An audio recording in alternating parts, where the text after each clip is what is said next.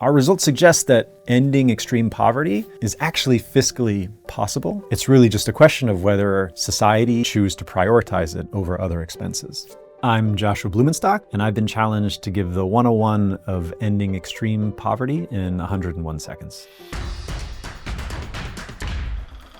So a lot of the work that I'm doing is trying to take state-of-the-art advances in these technologies, AI and machine learning, and adapt them in a way that addresses these core challenges of poverty. When we talk about reducing global poverty, it sounds abstract. There's this notion of the poverty line. It's like $2.15 per person per day. And when we say that the poverty rate in a country is 60%, what that means is 60% of the families have less than that much money. People skipping meals, kids not going to school because they have to work at home.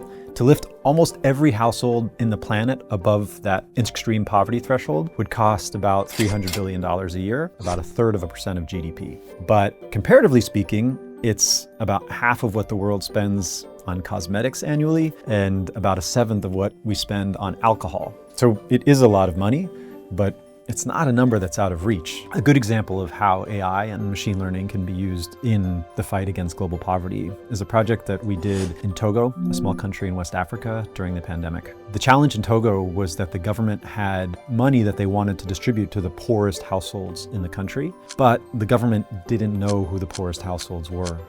We used state-of-the-art machine learning and AI to process a range of non-traditional data to help them identify which villages and which households had the greatest need for government support. At the end of the day, the government used these algorithms that we designed for them to direct cash transfers to about 150,000 individuals. There's clearly a message to the computer scientists and engineers out there to take those skills and apply them to problems that they weren't originally designed for.